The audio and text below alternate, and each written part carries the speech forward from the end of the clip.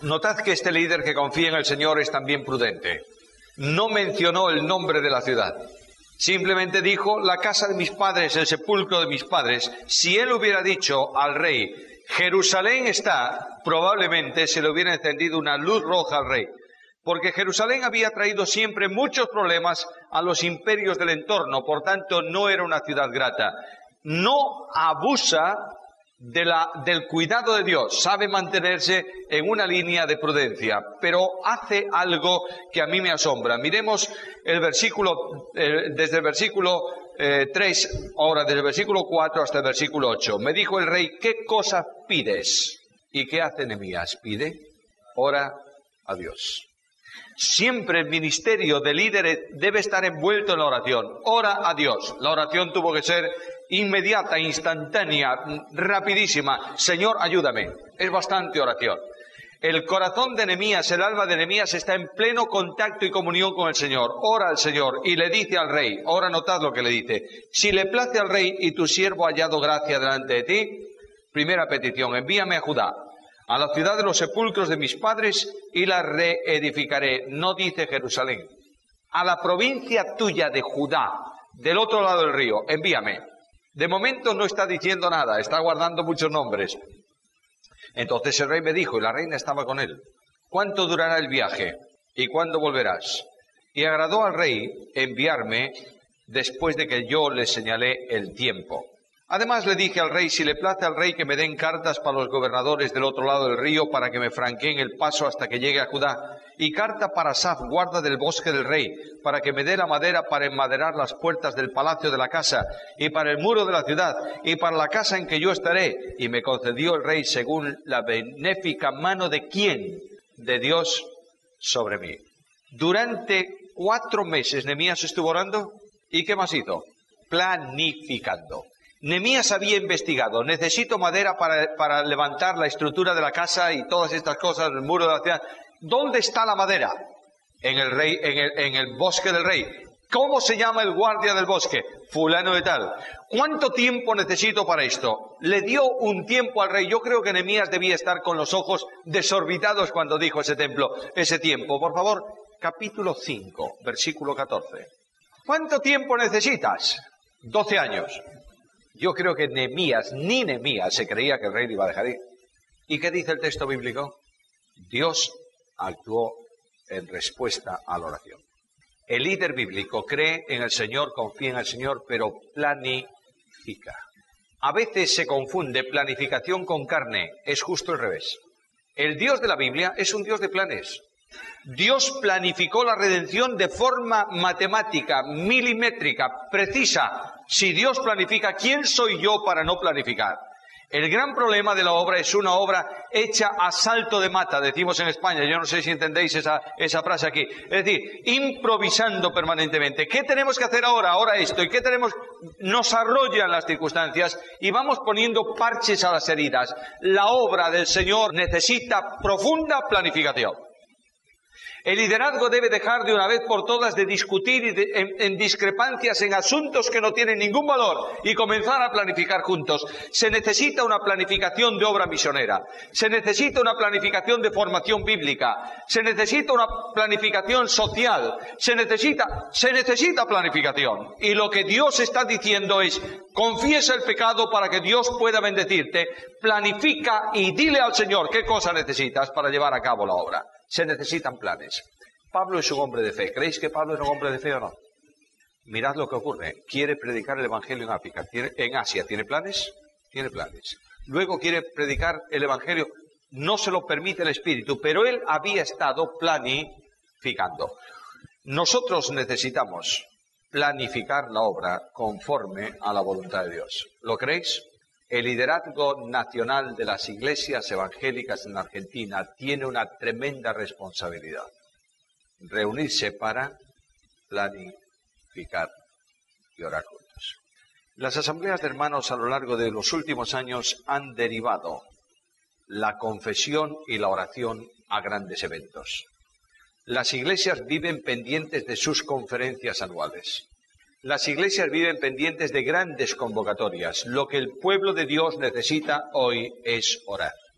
Orar. Sería fantástico una convocatoria nacional de oración. Yo creo que sería muy bueno. Pero no hay posibilidad. Muy bien. Estemos en donde estemos, pero vamos a dedicar tiempo a la oración y a planificar juntos.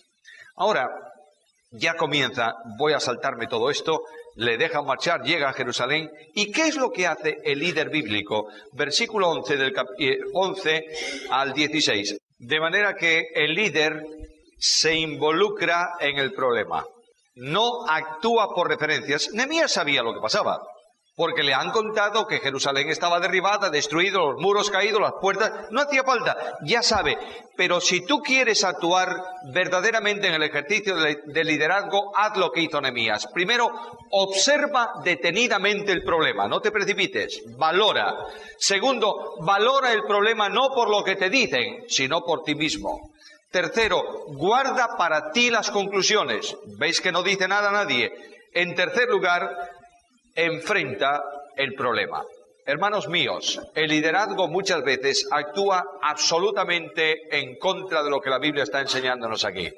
Primeramente, creen que que hay problemas donde no existen problemas. Es un poco el caso de Don Quijote. ¿Recordáis? Don Quijote se peleaba con molinos de viento creyendo que eran fantasmas. Y lo único que hizo fue que lo tiraron del caballo y le rompieron la lanza. A veces el liderazgo ve molinos de viento donde no existen. Están permanentemente tratando de ver dónde está el problema. Pero ahí no está el problema. Hay problemas dentro, no problemas fuera. En segundo lugar, hay personas que juzgan las cosas que son por lo que aparentan ser. Nunca la apariencia es buena consejera. Hay líderes que juzgan por visión ajena.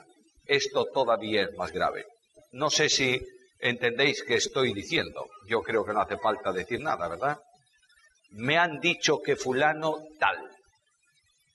Y automáticamente tú juzgas al pobre de fulano por lo que te han dicho y eso es mentira. Hay un enorme corre, ve y dile dentro de las asambleas que está desprestigiando, rebajando, minusvalorando a lo mejor que tenemos en las asambleas.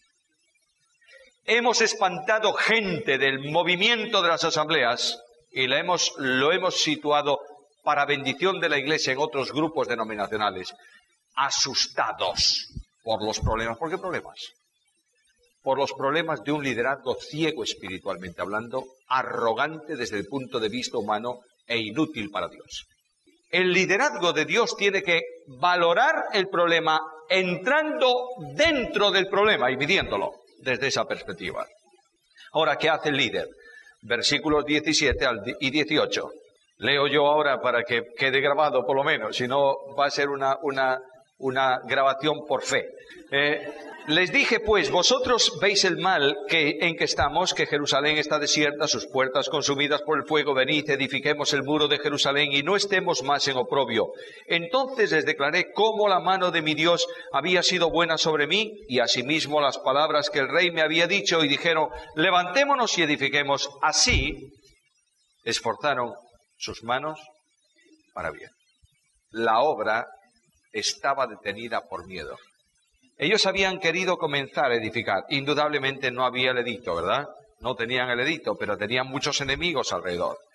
Si yo soy Nehemías y llego a junto de todo este grupo de personas que están viviendo muy bien en su ciudad, pero sin atender a la obra, ¿tú sabes lo que yo hago? Los reúno y los exhorto. Los animo. No es así. Aquí tienes un líder que lo que tiene en mente es que la única forma de alentar el pueblo de Dios no es reprendiendo, sino precisamente alentándolo. Aquí lo reúne y le dice, vamos a valorar el problema. No soy yo el que digo, mira qué problema. Valoradlo, por favor, valoradlo. Entrad dentro del problema. ¿Qué estáis viendo a vuestro alrededor? Bueno, Nehemías, llevamos tantos años viviendo con las murallas tiradas que ya es común a nuestra vista. Valora. ¿Tú crees que eso está bien? No. ¿Necesitas murallas? Sí. ¿Necesitas puertas? Sí. Ahora mirad una cosa. No estoy llamándoos a un compromiso vuestro con vuestras fuerzas. Dios ha sido bueno conmigo y me ha enviado aquí. Y está refiriendo al poder de Dios que actuó en el rey. Le está contando lo que Dios es capaz de hacer. Y dice que cuando ellos vieron el problema y valoraron el poder de Dios que hicieron, se esforzaron. esforzaron para edificar. Las fuerzas que el pueblo de Dios necesita solo pueden provenir de Dios. No es con ejército, ni con fuerza, sino con mi espíritu, dice el Señor. Estamos en un pueblo sin defensas porque no le hemos dado Biblia sana. Estamos en un pueblo que solo vive de recuerdos y de historia, cuando lo que necesita es vivir del poder de Dios. No hay más solución que llevar el pueblo de Dios a esta necesidad. Solo el Espíritu de Dios es el que puede actuar, levantar, animar, edificar y conducir al pueblo a un compromiso. Solo Dios, queridos hermanos, solamente Él puede dar la victoria al pueblo de Dios. Y quiero deciros, mis amados líderes, con mucho respeto, por favor, basta de historia, basta de sistema y basta de tradición. Llevad el pueblo de Dios al mismo Dios del pueblo y dejad que el Espíritu de Dios toque el pueblo de Dios. Los problemas no son que otros grupos denominacionales nos coman la sana doctrina que tenemos. El problema es que estamos viviendo de recuerdos del pasado sin murallas defensivas, sin orientación y sin planes. Y estamos enormemente satisfechos en nuestras masivas congregaciones. Amados míos, Dios está llamando al liderazgo a una reflexión seria sobre este problema. Llevemos el pueblo de Dios al aliento de Dios y confrontémoslo con la realidad espiritual. El pueblo de Dios necesita ser alentado mucho más que reprendido. Lo dije ayer o anteayer, lo vuelvo a repetir. El amor de Cristo nos constriñe. Pensando esto, solo el amor de Cristo. Por tanto, una de las necesidades que como líderes tenéis en vuestras iglesias es predicar sobre la gracia. Voy a hacer una pregunta simple. ¿Se habla mucho de la gracia? No para salvación. ¡Oh, de la gracia! ¿Cómo en mi iglesia hablamos de la gracia todos los domingos? ¿Cuándo? Cuando predico el Evangelio. Bueno, un momento. Para el pueblo de Dios, ¿tú predicas la gracia? ¿Tú hablas de la gracia al pueblo de Dios? ¿De lo que es la gracia? Del génesis de la gracia que sustenta y de la gracia de esperanza. ¿Tú hablas de esto en la iglesia? ¿O hablas de otra cosa? ¿Se presenta la cruz de Cristo en el púlpito de la iglesia o no? Por tanto, no habrá manera de confrontar al pueblo de Dios que la benéfica mano de Dios. ¿Es así? Ahí tienes a Nehemías, hablando de lo que Dios fue capaz de hacer. Y si el pueblo de Dios no cambia frente a lo que Dios ha sido capaz de hacer, no va a haber nada que lo haga cambiar. Otra cosa, es probable que así todo no consigas mucho compromiso, porque dentro de nuestras viejas, aquí hablo yo de viejo, no de antiguas, de nuestras viejas congregaciones hay algunos que simplemente son convencidos, pero no son convertidos. No puedes pedir de esos nada. Simplemente háblales de Cristo y llévalos a Cristo. Ahora ya comienza la construcción, fijaros qué fantástico, y una de las cosas que me sorprende del líder es su capacidad de promover la colaboración de todos. Capítulo 3. Se inician las obras, capítulo 2, versículo 18, se esforzaron sus manos para bien, etc. Ahora notad, cuando el pueblo de Dios se esfuerza para bien, los enemigos se preparan. Ya comienzan a obrar. ¿Qué hacéis vosotros? ¿Pero qué estáis haciendo vosotros? Mirad cómo tratan de, lo veremos también un poco más adelante, pero si me olvido de este versículo. Mirad cómo tratan de que el pueblo se sienta abatido. ¿Qué hacéis vosotros? ¿Os rebeláis contra Israel? ¿Sois sediciosos? ¿Vosotros qué estáis haciendo? Escarnio del pueblo de Dios. Los están acusando de lo que los acusaron antes. Sediciosos. Tal vez ellos no sabían el edicto de Artajerjes, pero siempre habrá oposición. ¿Por fuera? Sí, veréis que también va a haber oposición por dentro, ¿eh? Pero vamos a seguir adelante. Ahora, una cosa que me impacta de esto. Comienzan las obras, comienza un trabajo coordinado. Capítulo 3, versículo 2. Yo quiero que sigáis esta lectura. Yo voy a ir dando versículos. Junto a ella edificaron los varones de Jericó. Y luego edificó Zacur, hijo de Imri. Versículo 4. Junto a ellos, Meremot.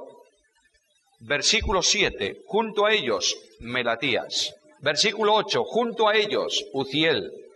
9. Junto a ellos, Refaías. 10. Junto a ellos, frente a su casa. Versículo 12. Junto a ellos, Versículo 20, con todo fervor. Versículo 23, frente a su casa, etcétera, etcétera, etcétera.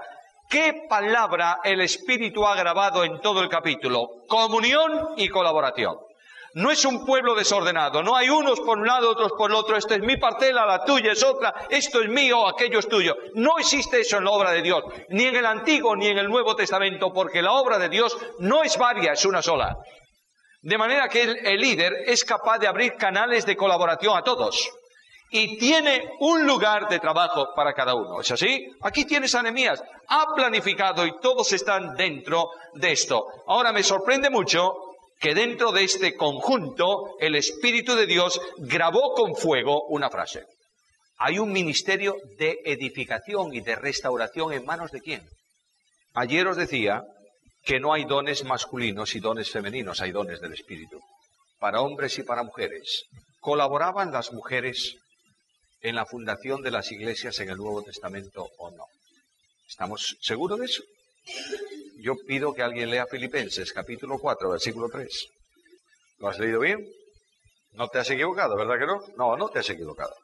El apóstol Pablo dice, hay dos mujeres en esa iglesia que están disgustadas en conflicto.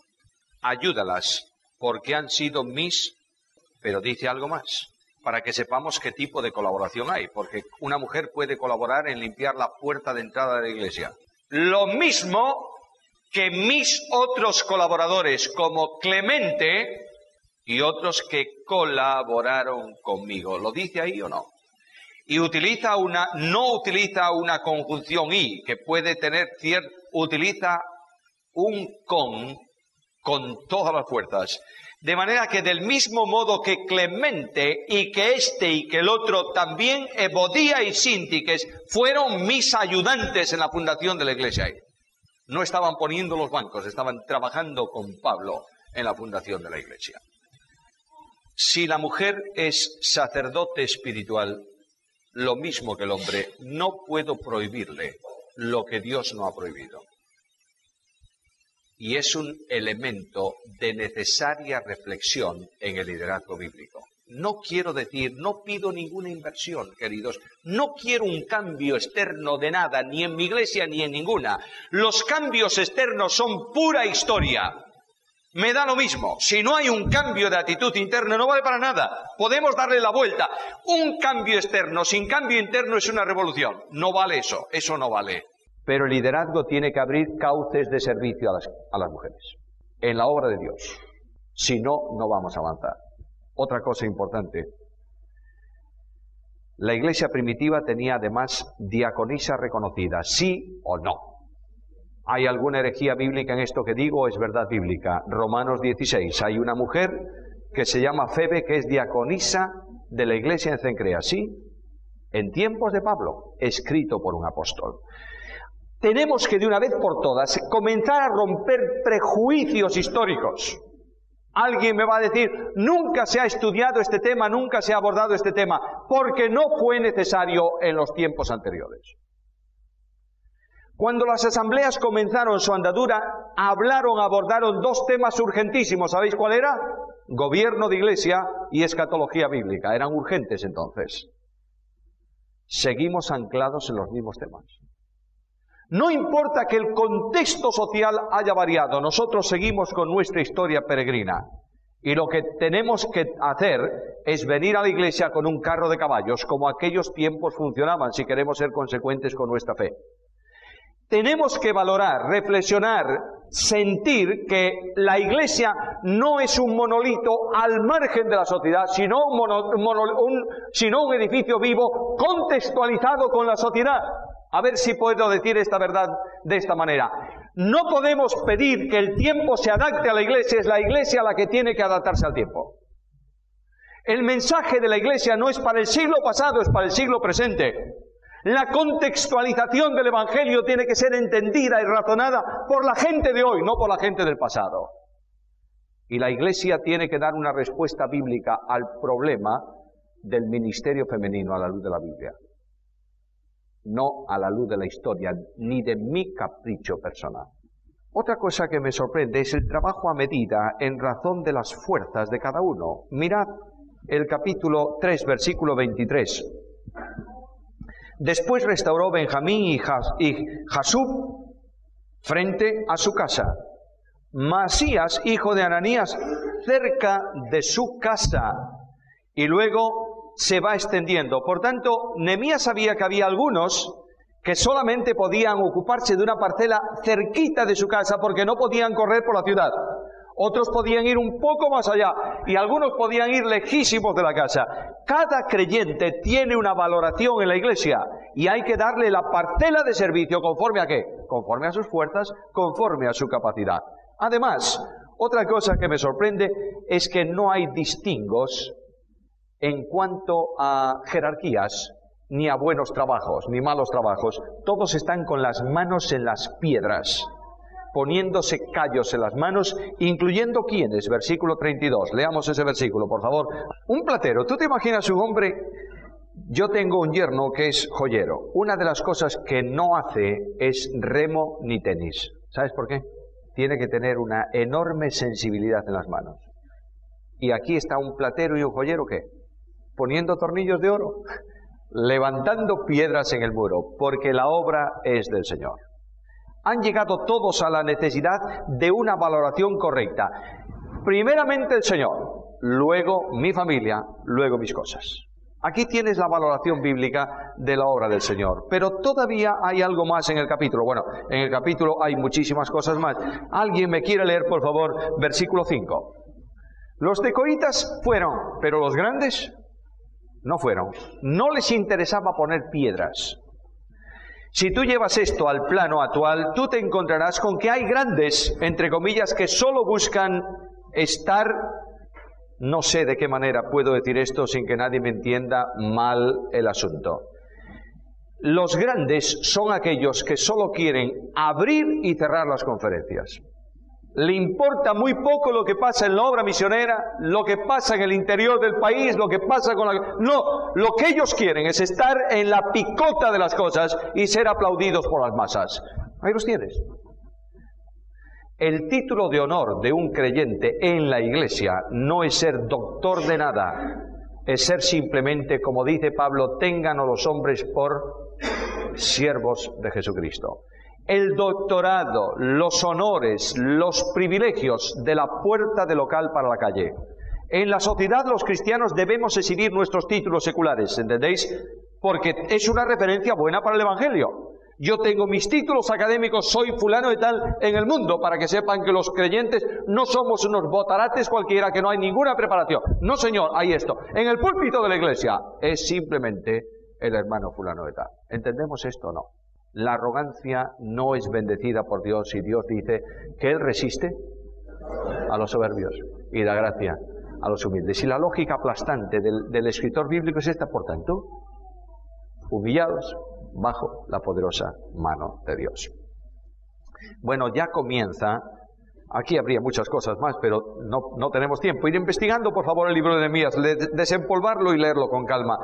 Capítulo 4, vamos a ver los problemas externos. Ya comenzó el pueblo, qué bendición. Todo el pueblo unido, no hay divisiones. Por primera vez en la historia de Israel no hay divisiones. Bueno, sí, hay unos cuantos tecoitas por ahí que no quieren saber nada, pero es igual.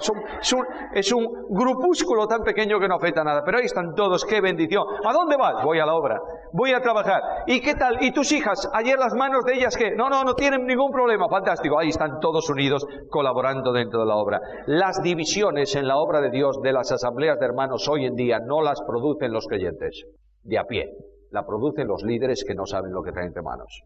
Aquí tenéis un líder que distribuye, no hay problema, todo el pueblo contento. Una de las mejores cosas que puede hacer el líder de la iglesia es aplastar de trabajo positivo a la congregación. No tienen tiempo de pelearse. Cuando tú estás en un trabajo donde tienes que levantarte a las 6 de la mañana, atender a las máquinas delante de ti todo el día, que no te equivoques, venir, comer rápidamente, volver otra vez, tú tienes tiempo de pelearte con alguien. ¿Qué va? Lo que estás metido en tu máquina, vamos a ver cómo va. Así también la obra de Dios. Dale a cada creyente una parcela, responsabilízalo, delégalo, ponlo a funcionar y déjalo. El Señor va a hacer el resto de la obra y no vas a tener problemas personales. Ahora, los problemas externos. Capítulo 4. Oyó Sanballat que nosotros edificábamos el muro y se enojó y se enfureció en gran manera e hizo escarnio de los judíos. De manera que la primera acción es una táctica. Desde afuera, Satanás no puede permitir que la obra avance. ¿Tú crees que puede? Satanás está contentísimo con el sistema, no se mete. Es un sistema, va adelante, fantástico. Va a tener problemas, va a haber divisiones, va a haber... Déjalos. Ahora no. Ahora el pueblo dijo, no queremos sistema. Confesamos y vamos a trabajar. Satanás dice, ¿qué problema? Aquí sí que tenemos un problema. Y Satanás comienza con el desaliento. ¿Qué hace? ¿Qué hacen estos débiles? ¿Se permitirán volver a ofrecer sus sacrificios? ¿Acabarán en un día? Y ahora mirad qué burla más tremenda. ¿Qué dice ahí la última pregunta? ¿Resucitarán de los montones del polvo las piedras que quedaron quemadas? Las piedras del área de Jerusalén, las rocas son calizas. La ciudad de Jerusalén fue quemada por fuego. ¿Qué pasa con una piedra caliza cuando se mete en el fuego? Se vuelve polvo. Y aquí dicen, ¿serán capaces ellos de levantar piedras del polvo? Es decir, de ese polvo a que quedaron. ¿Cómo van a hacerlo? Están diciéndole al pueblo de Israel, no seréis capaces. No valen los esfuerzos. Dejad de hacer esfuerzos porque eso no tiene nada que ver. ¿Qué hace el líder frente a un problema de estos? Capítulo 4, versículos 4 al 6. Oye, oh Dios nuestro, que somos objeto de su menosprecio. Y vuelve el baldón de ellos sobre su cabeza, y entrégalos por despojo en la tierra del cautiverio. No cubra su iniquidad, ni su pecado sea borrado delante de ti, porque se airaron contra los que edificaban.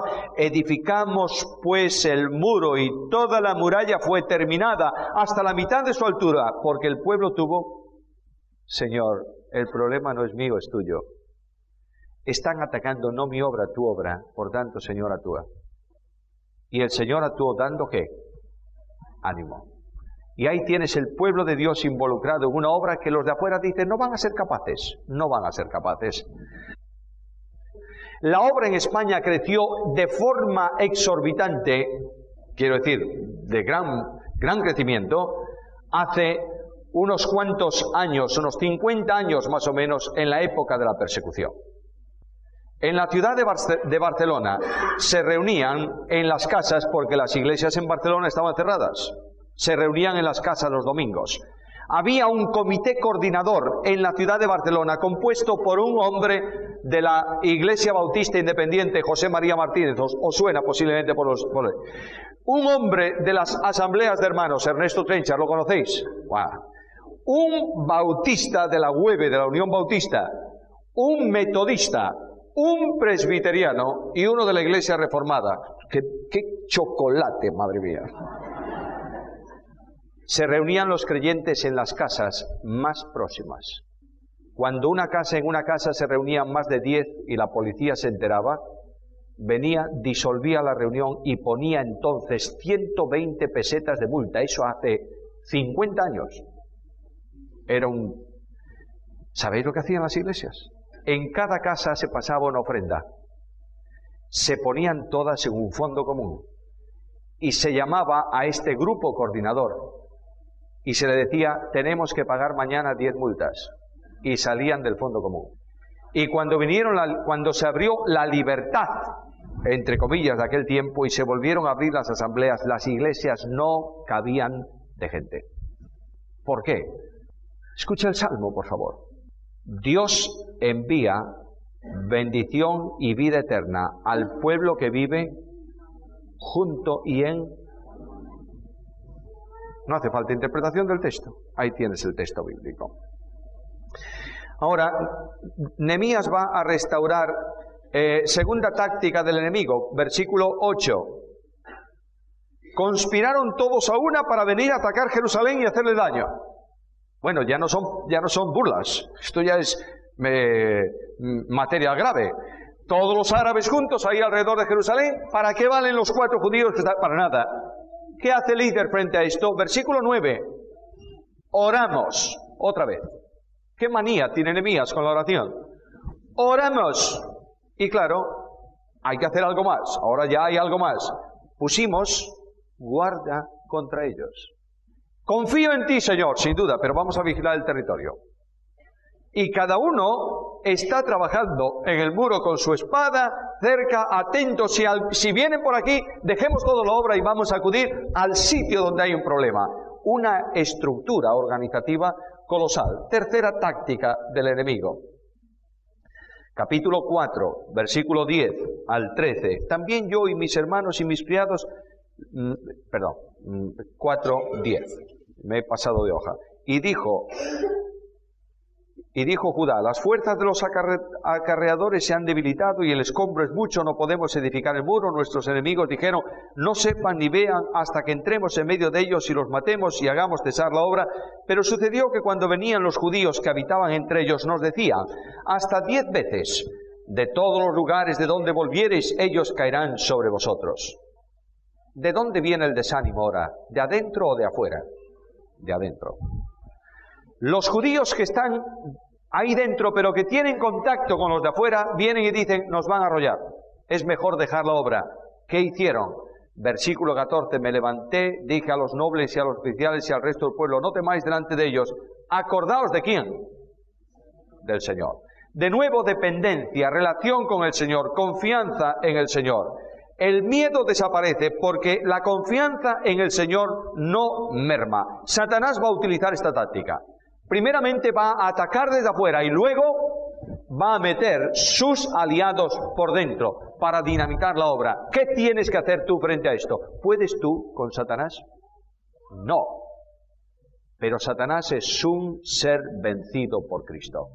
¿Es así? Tú estás ocupando un terreno de victoria, ¿es verdad? Dios no te manda ir al mundo a buscar a Satanás y pisarle el cuello. No hay tal cosa en la Biblia como una guerra espiritual en ese sentido. Quiero decirte que lo que Dios manda es que te mantengas en el terreno de victoria en que Cristo te ha puesto. Resistid al diablo, ¿y qué? De vosotros huirá. Ahora, Nehemías va a restaurar el corazón del pueblo, capítulo 5. Ahí viene un problema. A lo largo del tiempo, este pueblo fue un pueblo esclavizado. ¿Por quiénes? ¿Quiénes esclavizaron el pueblo? Los líderes del pueblo. ¡Qué tremendo! Capítulo 5. Hubo un gran clamor del pueblo, de sus mujeres contra sus hermanos judíos. No contra los árabes, Había quien decía: nosotros, nuestros hijos, nuestras hijas, somos muchos, por tanto hemos pedido prestado grano para comer y vivir. Y había quienes decían: hemos empeñado nuestras tierras, nuestras viñas y nuestras casas para comprar grano a causa del hambre. Había quienes decían: hemos tomado prestado dinero para el tributo del rey sobre nuestras tierras. Ahora bien, nuestra carne es como la carne de nuestros hermanos, nuestros hijos como sus hijos. Y aquí que nosotros dimos nuestras hijas y nuestros hijos en servidumbre, y algunas de nuestras hijas lo están ya en esclavitud. Y no tenemos posibilidad de ¿qué?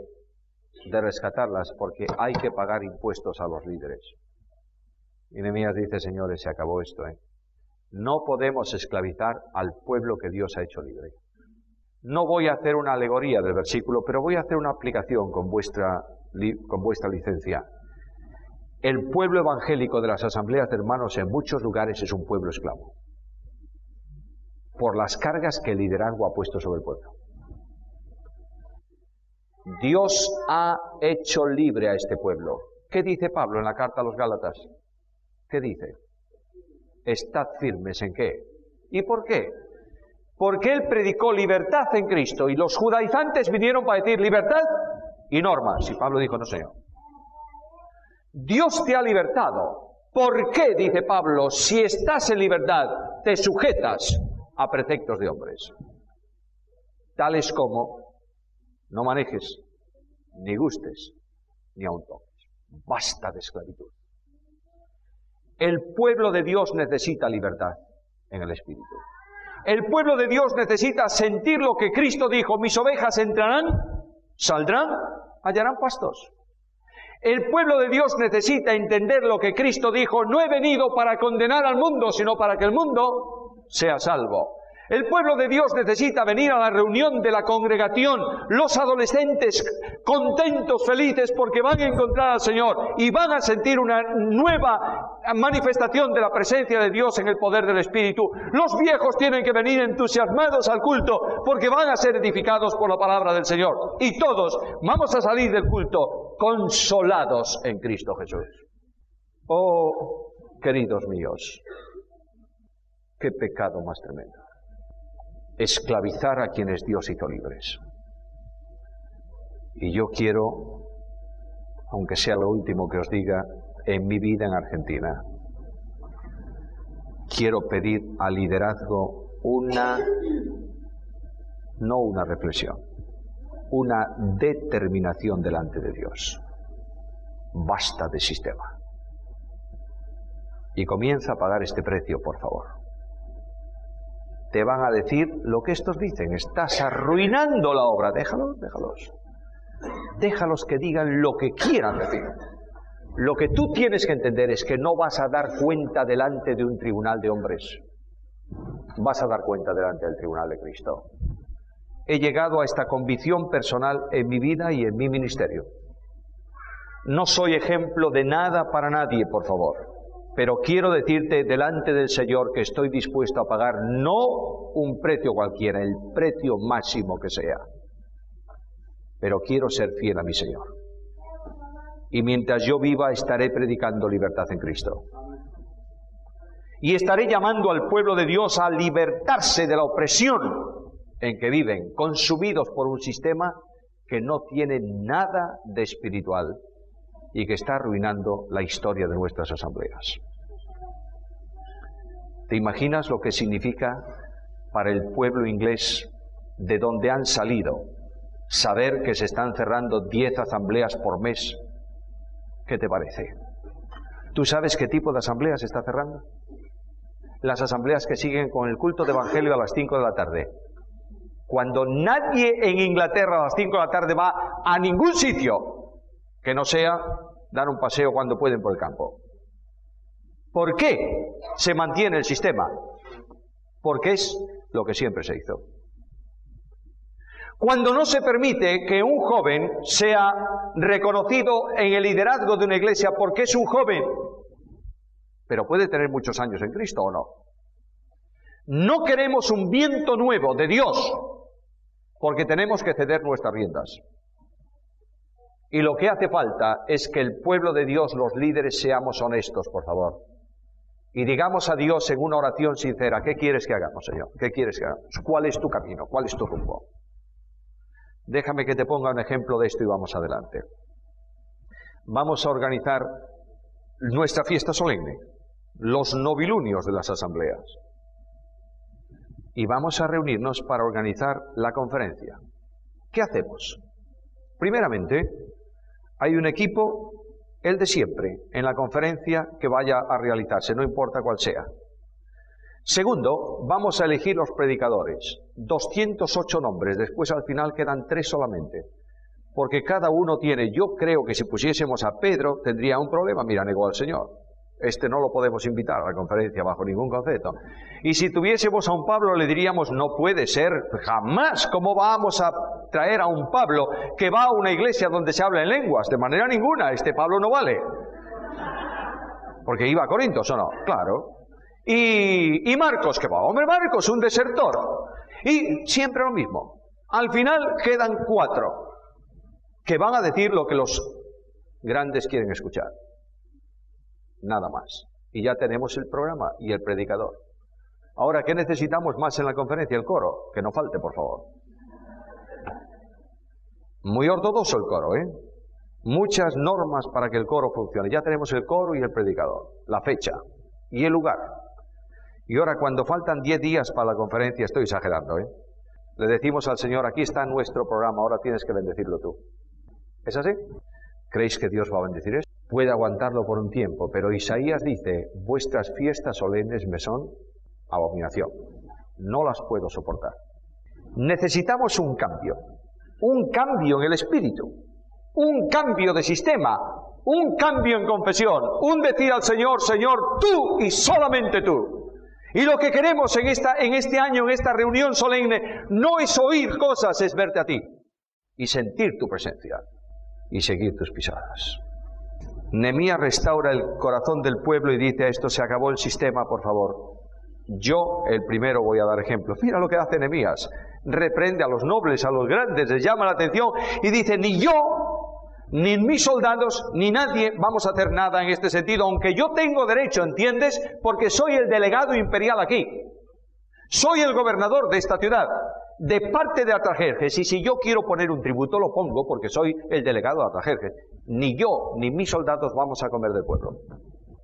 Pero vosotros vais a hacer lo mismo. Quitémosle el gravamen. Versículo 10. Una decisión que el liderazgo tiene que tomar de una vez por todas es esta: fuera gravámenes. ¿Para qué? Para que no haya clamor del pueblo. Porque un pueblo que clama en la presencia de Dios es un obstáculo para que Dios bendiga ese pueblo. Necesariamente hay que hacer una reparación de esto. Ahora, los líderes dicen, los enemigos dicen, andamos muy mal. No hay problemas internos porque Dios actúa. Ellos están edificando. ¿Qué vamos a hacer? Versículo capítulo 6, versículo 5 al 9.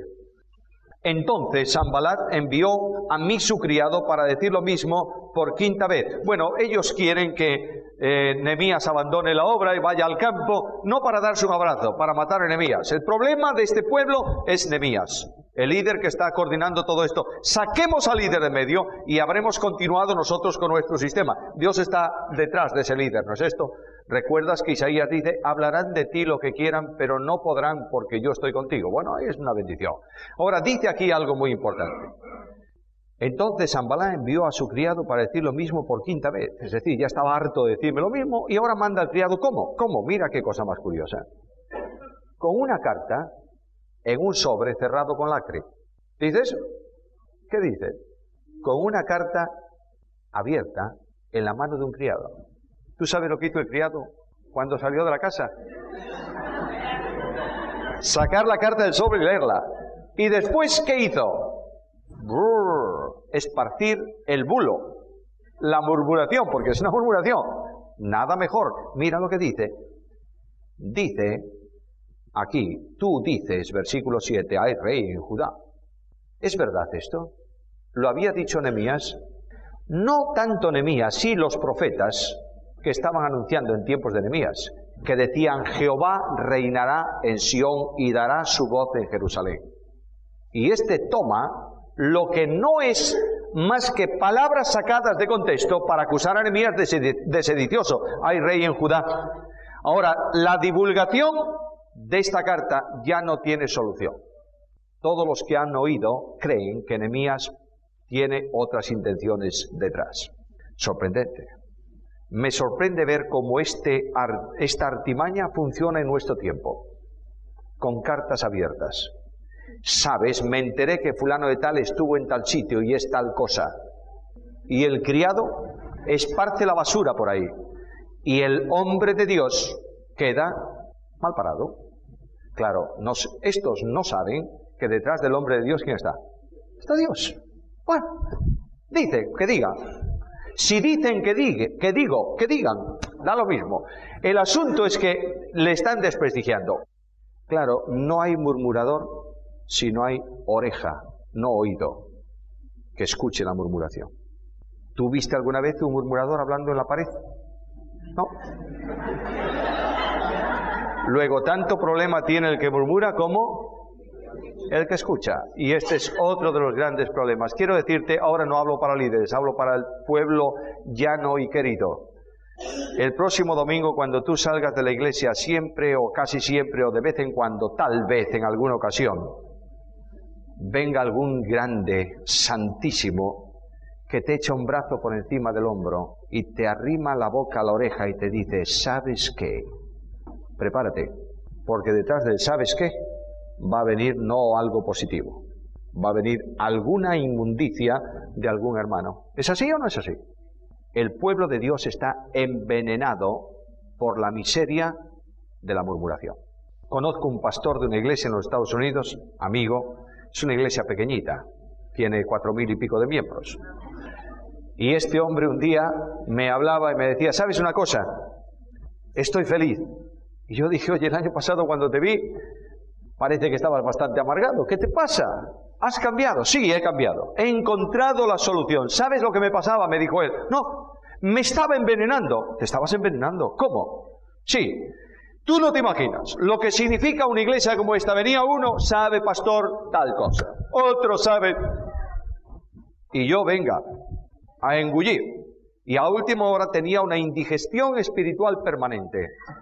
De modo que cuando alguien viene a contarme algo, ¿sabes? Le formulo yo 3 preguntas. Digo, espera un momento, escúchame. ¿Lo que tú me vas a contar, lo viste? No. Malo. Segundo, ¿lo que tú me vas a contar beneficia al hermano del que me vas a hablar? No. Peor.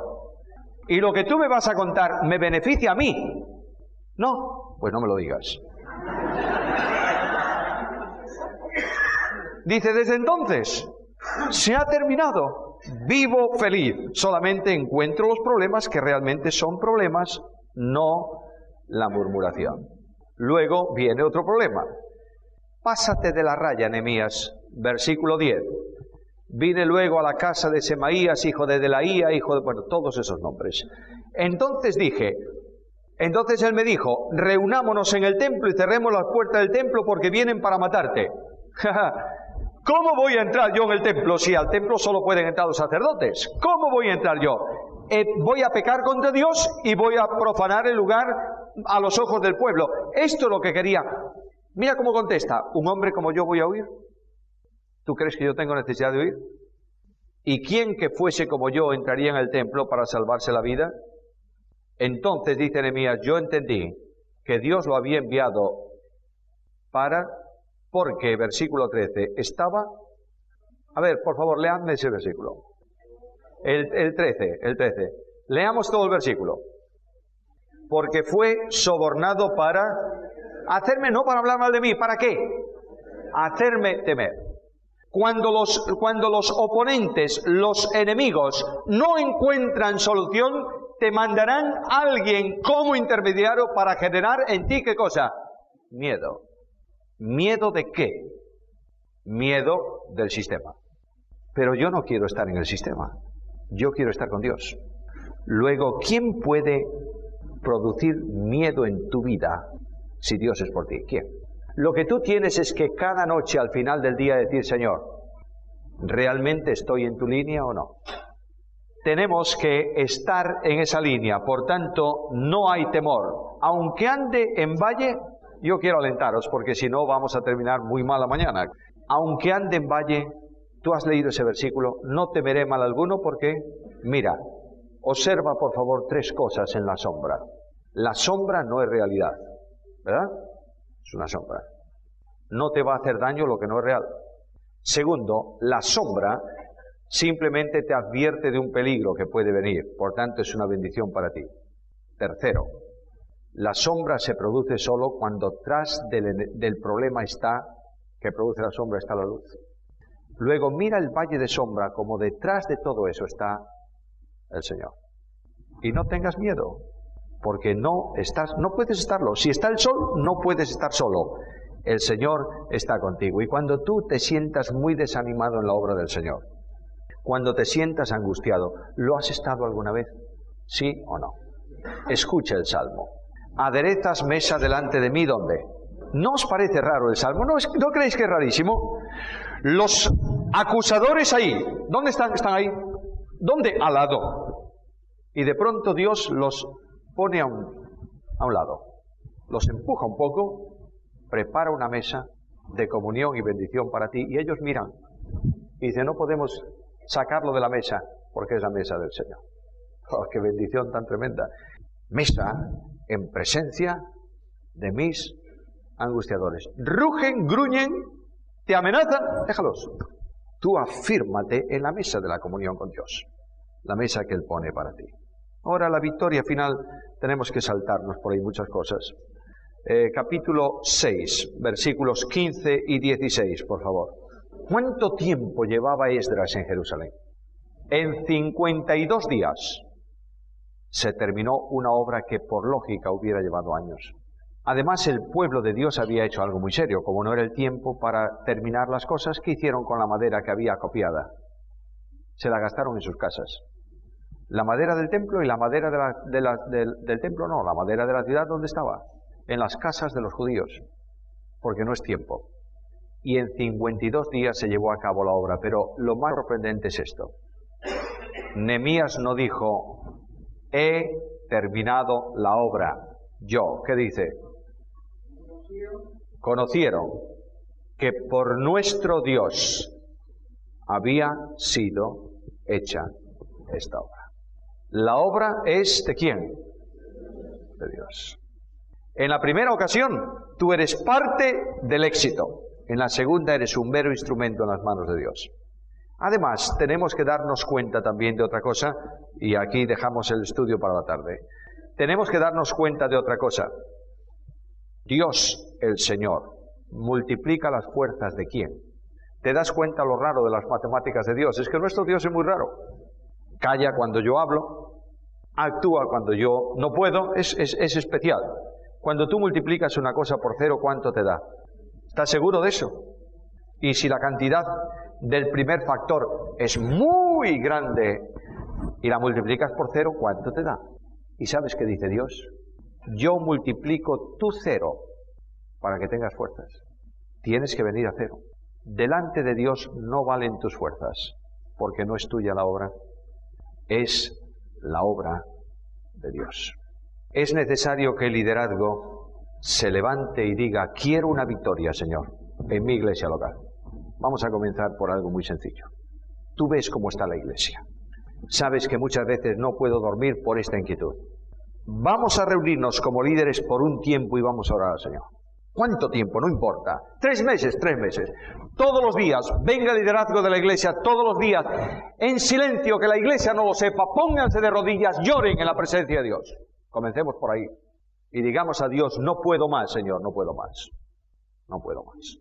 ¿Estás dispuesto a hacerlo o no? Yo espero que Dios te dé la bendición de hacerlo. Segundo, alienta a tu pueblo, por favor. Y vete a buscar ahí afuera a los que se han ido, porque no han tenido un abrazo de nadie. Vete a buscarlos. Y ora por ellos. Y tráelos de nuevo al Señor. Y abre tus ojos y piensa que los problemas de la sociedad afectan también a los creyentes. ¿Crees eso o no? Y que por ser creyentes no son impecables, ¿verdad que no? No dejes, por favor, a una oveja que tiene una falla en su pierna, no dejes que los lobos la coman ahí fuera. Tráela al aprisco del pastor. Y si tú ves que además carece de una pata, porque ha cometido una falta que ya no tiene solución en su vida, va a ser siempre un cojo, ¿qué tienes que hacer con él? Ponla encima de tus hombros y llévala. Y busca a los que tienen inquietudes y ora con ellos y pregúntale ¿cuál es tu problema? Y llévalo a la presencia del Señor. Y di a Dios que por gracia pise tu yo para entronizar en tu vida el tú de Cristo. Y camina en la senda del liderazgo bíblico para tu bendición y para edificación del pueblo de Dios. Y cuando esto se produce, Dios va a hacer la obra en 52 días. Si hemos esperado muchos años, da lo mismo 52 o 64. Pero lo que yo sé es que Dios va a hacer su obra. A Él la gloria, a nosotros sus bendiciones.